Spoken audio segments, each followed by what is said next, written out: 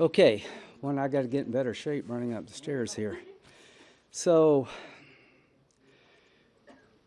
I miss John McCain a lot, but probably no more than today, because if John were with us, I'd be speaking second, and he would be telling you a story about how unwise this decision is to withdraw all of our forces from Afghanistan, so you can say on September 9/11, 2021, we're out. The conditions on the ground and the military advice runs counter to that decision. But the one thing I want to say is that President Biden, I respect him, but I completely disagree.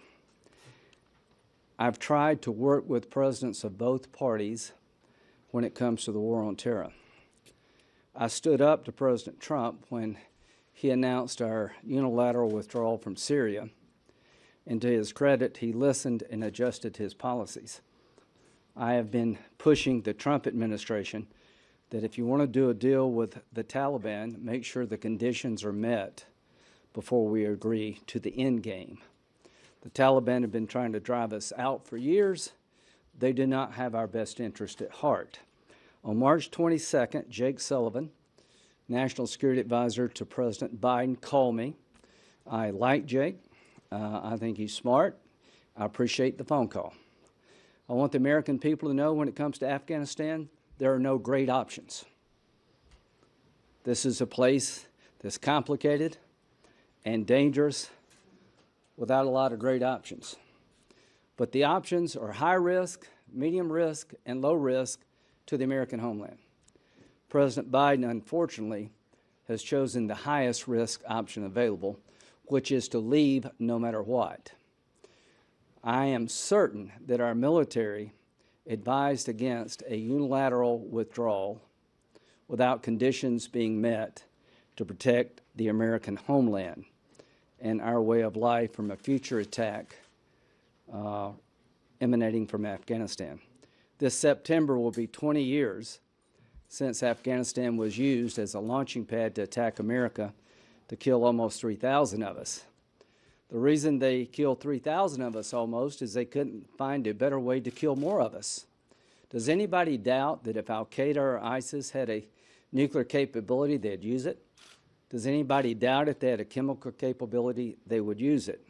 So what have we learned in the last 20 years? When we allow sanctuary for radical Islamic groups to train, equip, and get stronger, they come after us. They come after our way of life and our allies. So on March 22nd, I talked with Mr. Sullivan, and I said, I know it is complicated and there are no great choices, but count me in for the idea we will not withdraw all forces in Afghanistan until the conditions are ripe to tell the American people we left honorably and America is safer. I told Mr. Sullivan that I would support President Biden's decision to accept military advice to keep a residual force of several thousand as an insurance policy against another 9/11.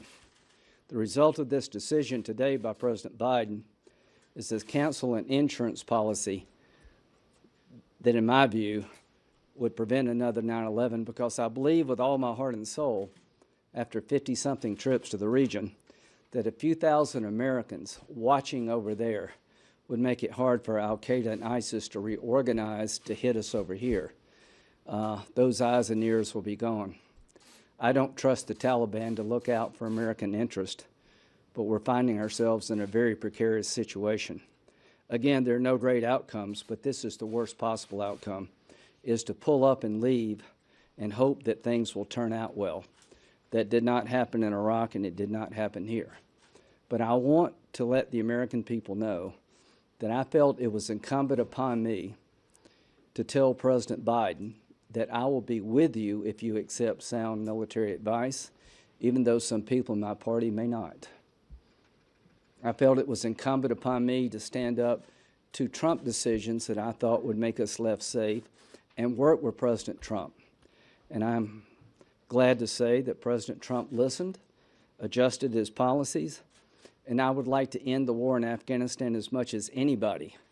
I think I have seen Afghanistan up close and personal and understand the sacrifice America has made, understand the thousands that have died and the tens of thousands that have been injured and the money spent, but I've also understand what the Afghan people have gone through. I understand what it's like for a woman to go to school when she's threatened every day. I understand what it's like to take on some of the most radical forces in your own faith, to risk your family, to try to change your country. So I am heartbroken that President Biden, for political reasons, took the high-risk strategy. I felt incumbent upon me to support him if he went another way. Now I feel it's incumbent upon me to point out the perils that await us. Everything I'm about to tell you, I hope I am dead wrong. I hope that it works out. If he doesn't change his mind, and I beg you, President Biden, reevaluate this. Don't lock yourself in, because things are going to change quickly in Afghanistan for the worse. Al-Qaeda and ISIS are going to benefit very quickly from this decision. So I feel like I need to tell the American people why it is in our interest to keep a few thousand troops over there until conditions are ripe. I believe if we leave Afghanistan under the path charted by President Biden, the government will deteriorate rapidly. People will go back to their corners. The Taliban will gain strength in the south, and the central government in Kabul will lose its ability to effectively manage the country. It's tenuous already. That the Haqqani Network, a terrorist organization named by our State Department to be a terrorist organization, will reign in the east. The Northern Alliance, who are the mortal enemy of the Taliban, will reconstitute and form militias in the north. In the west, Herat, which is on the border of Iran, a major city in Afghanistan, I think the Iranians will have major influence. What do we lose by pulling out? We lose that insurance policy against another 9/11. We lose listening posts in the backyard of some of the most radical movements in the world. Afghanistan has been a platform where we can monitor what's going on in Iran and other places. We lose all that. What do we gain? We gain the idea that the war is now over and Joe Biden ended the longest war in American history. With all due respect to President Biden, you have not ended the war, you have extended it. You have made it bigger, not smaller. You're going to do to us what you did in Iraq, put us in a world of hurt. What did John McCain and Lindsey Graham say about Iraq? General Austin, who was in charge of Iraq, now Secretary of Defense, advised Vice President Biden and President Obama to leave a residual force somewhere around 20,000. I know that was true. Vice President Biden argued for zero. Eventually it went to zero, and the rest is history. ISIS formed, and if you've ever been around the Yazidi people, you know how dangerous that was. The rape and destruction of the Yazidi people, the women, is something I have a hard time dealing with, knowing it could have been avoided. This is an unforced era. So it's just not me saying this. Congress asked the Afghan Study Group to be formed. It was a bipartisan group led by General Dunford, who was the commander in Afghanistan, Kelly Ayotte, Michelle Flournoy, who was under consideration to be Secretary of Defense under President Biden, and former Senator Joe Donnelly. They spent a long time looking at what should we do, knowing that they would be advising the new president, whether it be Trump, Biden, or anyone else. And here's the bottom line. This is a bipartisan group spending a lot of time looking at the options available to us in Afghanistan. According to experts who briefed the study group, a precipitous withdrawal could lead to a reconstitution of the terrorist threat, the U.S. homeland, within 18 months to 3 years. They're telling, and they briefed Secretary Blinken, I know what would happen. So I hope they're wrong, but I think they're right. And I know that our military believed that the Taliban were not complying with the agreement negotiated with President Trump to the point that we could pull all of our forces without risking threat to the homeland. What else do I know? That Congress unusually has been bipartisan over this. We had a resolution offered by Senator McConnell urging the Trump administration not to withdraw all forces from Afghanistan, as it could lead to a threat to our homeland unless conditions were met on the ground, and urged them to certify that any withdrawal did not expose the homeland to danger. That was 72 votes. That was a resolution urging the Trump administration don't pull out of the place unless the conditions warrant. We went further. In the 2021 Omnibus Appropriation Bill, there are two provisions. One provision says that no later than 30 days after the enactment of this act and every 60 days thereafter until September the 30th, 2021, the Secretary of State shall submit to such committees a report detailing and assessing the activities of the Taliban to abide by their commitments in such agreement or arrangement. That has never been done. The Congress put in the appropriations bill a periodic report on progress regarding an agreement with the Taliban, whether or not they're complying. I am calling on Secretary Blinken today to submit your report. It is a part of our law. It's not advisory. No administration's above the law. I put this into law not knowing who was going to be president, this concept. It goes further. It says that a joint certification by the Secretary of State and Secretary of Defense that such an agreement or arrangement or amendment to such agreement or arrangement will further the objective of setting conditions for the long-term defeat of al-Qaeda and ISIS, and will not make the United States more vulnerable to terrorist attacks originating from Afghanistan or supported terrorist elements in Afghanistan. That has not been complied with. That is part of our law. I'm calling on Secretary Blinken and Secretary Austin to do the certification required under the law given President Biden's decision. Whether you agree with Biden or not, Congress has a role in foreign policy. This is part of the appropriations provisions passed. It is the law of the land, and I think it is important that the Biden administration comply with it. I think it would be important for any administration to comply with this because it shows that the Congress is uniquely interested in what happens to our nation if we leave Afghanistan under the wrong conditions. And this started in the Trump administration.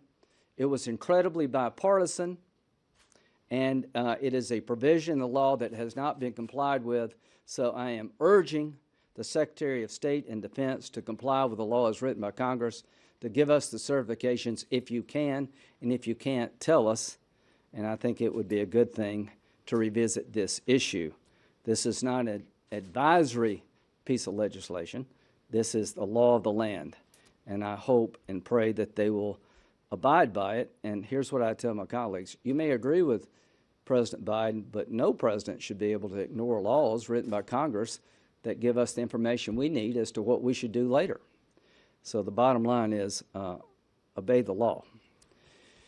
The Afghan Study Group is an independent group, bipartisan, that warned against a withdrawal that was not conditions-based. And what I heard today from President Biden is we're withdrawing because it's been too long. Withdrawing because America is tired. I can tell America that you may be tired of fighting radical Islam. They are not tired of fighting you.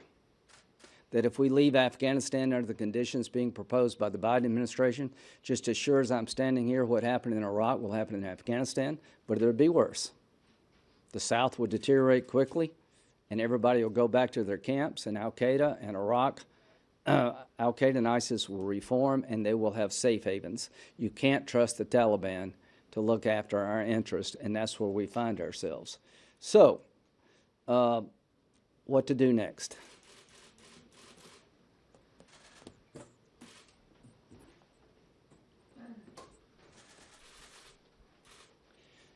President Biden says we will support peace talks between the government of Afghanistan and the Taliban, facilitated by the United Nations.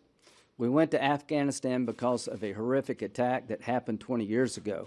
That cannot explain why we should remain there in 2021.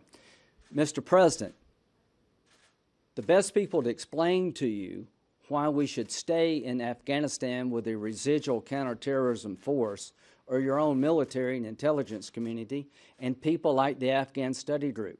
They have told you point blank the high-risk nature of a decision to withdraw because we're tired of being there, because you want to tell the public 20 years later, I got us out of Afghanistan.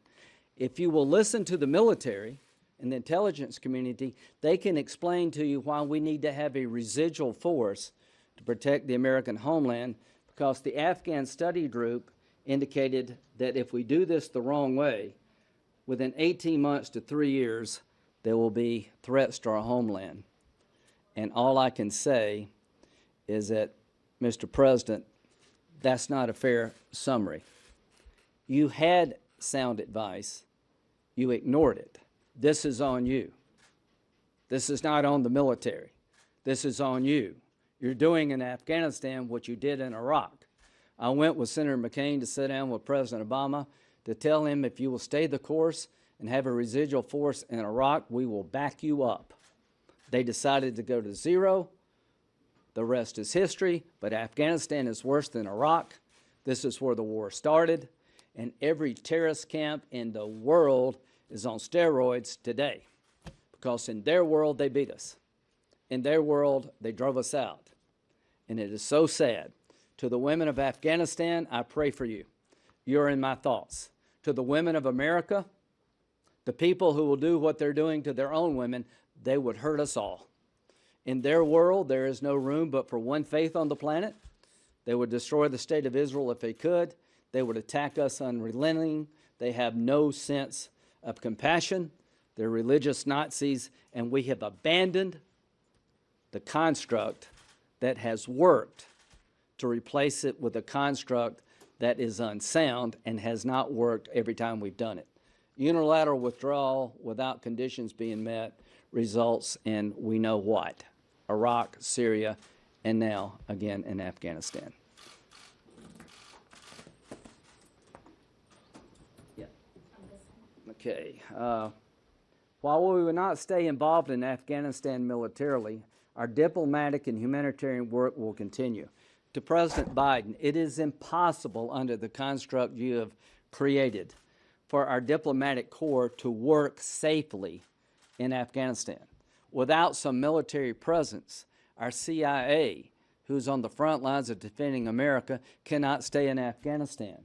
It is folly to assume that the security environment deteriorating, which it surely will allow us to meet our goals of diplomatic and humanitarian work. I think a lot of Democrats are going to be with me, that if we pull out of Afghanistan and the security environment deteriorates, we cannot waste taxpayer dollars. What good is it sending aid to a country where you can't deliver the aid? This is a disconnect between reality. Were we able to work in Mosul after ISIS took over? Were we able to help the people of Iraq when the country was being consumed by ISIS elements? No. This construct is fantasy. We will not be able to engage in diplomatic or humanitarian work unless the security environment would allow us to do so. So I have been at this a long time. I know people are frustrated by the length of the war, the money we spent, the lives we lost, and all I would say is never forget the enemy. It takes two to end a war, folks. They're not close to quitting. The Taliban are different than Al-Qaeda and ISIS. I don't believe they will attack us here at home, but I believe they will allow Al-Qaeda and ISIS to roam freely in Afghanistan. They don't have the will or the capability to police them, and I think this is a high-risk strategy, and I pray that I'm wrong, but I know what happened in Iraq, the slaughter in Paris, hundreds of people killed here at home because of radicals inspired by their success over there. Here's what I can tell you, that ISIS or Al-Qaeda will never conquer America, but they can make our lives miserable.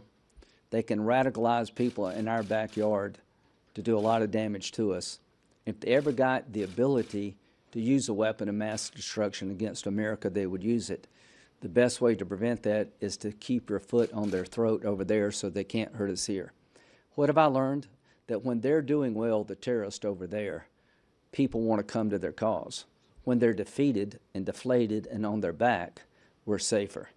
I fear that the radicalization on the internet is going to start anew, that they're going to take credit for driving America out, and that we're going to have holy hell in our backyard, that Afghanistan is going to disintegrate, that Iran's going to be one of the biggest winners, that our friends in Pakistan are going to have a massive problem on their hand, that the Russians and the Chinese are going to fill the void created by this mistake. And what breaks my heart is it is an unforced era. I started with the idea that there are no good choices, but they're high-risk, medium, and low-risk choices. We've chosen the highest risk strategy, and I don't know why after Iraq. 2 kicks of a mule doesn't do you any good. I can tell you from the people I've been working with in Afghanistan in the military, they're worried. This is not going to end well for us. I told President Trump that if you leave Syria, the Kurds who helped us defeat ISIS will be slaughtered by Turkey, and ISIS will come back, and that will undercut the narrative you've created that you destroyed them. President Biden, I am willing to work with you. If you want to reconsider this strategy, now or in the future, my friend, I am here to help you because this is not about you, it's not about me, it's about America. And here's the saddest of all news. As difficult as Afghanistan has been and will be, things have changed. I went over right after the fall of the Taliban. Today, there are over 6 million women who've been educated. Kabul is a very commerce-driven area. People can sing and dance and live their lives without the oppression that the Taliban brought on them. That to the American people, that any force that will kill women for sport in a soccer stadium and blow up religious statues of others is a threat to our way of life. The Taliban are not accepted in their own country. They have marginal support. They've used force of arms, intimidation, but they're rejected by the Afghan people who could be and will be great allies of the United States. They've seen a different life, and it breaks my heart that we're going to go backward, not forward. A few thousand Americans would protect our homeland and give the edge to the Afghan military against any enemy that would come over there. They would be able to deny Al-Qaeda and ISIS safe haven, which means that another 9/11 is far less likely. So we're months away from 20 years of that fateful day that I'll never forget. Walking over that night to the Capitol, I made a promise to myself that I will do everything in my power to make sure this never happens to America again. I've tried to keep that promise by staying involved, going over there with Senator McCain, listening and learning. And the good news is we're down to where a few thousand Americans can do the job to keep America safe and hold the place together. And we've blown it right here toward the end. Take any questions you got. Senator, do you think, is there anything else that you can do beyond demanding the certifications you were mentioning or continuing to job on? I would, in case the Biden administration is listening, it would be great to get the Taliban to the peace table and end the war honorably for the women of Afghanistan and safe for us. I just don't see how you can do that until they comply with the conditions of rejecting Al-Qaeda and ISIS. They haven't. Over 3,500, I think, Afghan security forces have been killed during the negotiations. I think the Taliban have elements that want to move on. They want to be part of the country. I think they've given up taking it over. But there's some pretty hardcore folks. So what I would advise the Biden administration, as you continue to work with the UN and others to end the war, that you reinforce to the Taliban that there are conditions that matter to us, that an international peacekeeping force will be present, because the world is at risk here. Look what happened in the Opera House, or the movie theater, I can't remember, I think it's the Music Hall in Paris. That came because we left Iraq, they formed safe haven in Syria, and they came after the French people. So I'd like the world to know, our NATO allies, that you're at risk as much as we are. They've hit you as much, if not more, than we have. And here's what's so sad. I've been called by 3 major allies in the last month urging me to urge President Biden to stay the course because they would. There is no desire by NATO to leave. We're talking about, we're up to 140,000 at one time, I think. Now we're down to less than 5. So I'm hoping they will look at the conditions of the agreement. Taliban are not meeting them, and when they realize they're not, impose those conditions on the Taliban and put back on the ground an international force to make sure Afghanistan doesn't fall apart. Senator, you mentioned that you're certain that the military opposes the Biden plan. I was just wondering if you might be able to talk a little bit about how you're certain of that, and Yeah. are you saying that the DoD opposes this? Yeah, I'm saying that they'll salute smartly when the president makes a decision. I know there was a big discussion and President Biden listened intently. I know where the military has been on this. I know what they were telling President Trump, that until the Taliban become a more reliable partner, until they renounce terrorism, Al-Qaeda and ISIS, until they stop trying to undermine, the peace process, that we cannot leave. And I am certain that Secretary Pompeo put these conditions in, and nobody's certified they have been met. So that's the whole point here. I'm confident that the low-risk strategy was to have a residual counterterrorism force until the peace deal actually became a deal and it was being implemented and was working. But I'm sure the military will do whatever they're told by President Biden. He has the authority as Commander-in-Chief to do this. I don't question that, but he has an obligation under our law to inform Congress of the risk and to make certifications. We have the right to ask that of any administration. I was going to ask it of the Trump administration. So I want you to know that this is an unforced error from my point of view. This was not the preferred route. This was not the preferred route for President Trump. And when President Trump set a hard deadline of May 1st, it wasn't hard. It was a conditions-based deadline. Do you think that another 9/11-like incident is more likely as a result of this?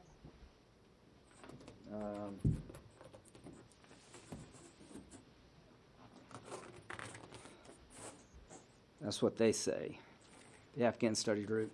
I've talked to commanders in Afghanistan. What's their big nightmare? That the safe haven and sanctuaries that have been denied because we have counterterrorism forces to whack them will be gone, and they will begin to reconstitute along the border of Pakistan and Afghanistan. And the desire to hit the homeland is the greatest it's ever been. And over time, as conditions in Afghanistan deteriorate, the likelihood of being able to project force outside of Afghanistan goes up. We saw that in Iraq and Syria. When they can plan and prepare and train, they deploy their forces outside the region. You've said repeatedly that you think that there aren't the right conditions to leave right now. And so I'm wondering, are you okay with keeping troops in Afghanistan indefinitely until the conditions are right? How long would, in your mind, be too long? I think that's not the question. The question is, when you leave, what do you leave behind? If you believe, like I do, that radical Islam would kill me and Americans if they could, you would deny them that capability. We've got troops in Japan. We've got troops in Germany. We haven't had a casualty in the last year. In fairness to President Biden, if the Taliban bail out and don't keep the word, which I think they want, then they'll start attacking the forces we have. So there's no great options here. So if you leave, say, 4,000 or 5,000 people, they will be in a non-permissive environment, and we'll have to go after the Taliban. That is better than leaving the country where the enemy can reconstitute and hit us in multiple places, including America. So that's why you don't have great choices. But the least risky choice is to keep American military personnel with the intelligence community involved in Afghanistan until there's a genuine reconciliation, until the Taliban and the Afghan people can find a way to move forward together. It is not democracy I'm pushing under this concept. It is making sure that the country doesn't become the safe haven it was 20 years ago. And what we're doing, according to the people I've talked to, is setting the conditions for Afghanistan to go backward, not forward. For the last 20 years, it really hasn't been used as a safe haven to attack America because we've had forces over there to prevent that. So I would tell the American people, listen to your military, put the Afghans out into the fight. They're dying by the thousands compared to us. Reduce your aid until they do better, but never lose sight that Afghanistan is about us. And on September 11th, 2021, we will all remember that day that are old enough to remember it. And here's what I want to remind you of. Afghanistan is still about us 20 years later. So I wanted to close with this. This is what they're capable of doing when we ignore the threat of the enemy. Remember the famous statements being made that the warning lights are blinking red? As we ignored the buildup of al-Qaeda in Afghanistan, this is what happened. This is what happened. Flight 93, where Americans on that flight were the first to fight back. What makes you think this won't happen again if we create the conditions for it to happen again? What's it worth to Americans to make sure this never happens again? Is it worth it to us as a nation to keep the fight over there so it doesn't come here? The risk that our soldiers take is to protect their homeland. President Biden went to Arlington today. I'm glad he did. I've got some friends there from Iraq and Afghanistan. This has been a very long war. The bottom line is they died in defense of their nation, not in some endless war. They died to make sure this never happens again.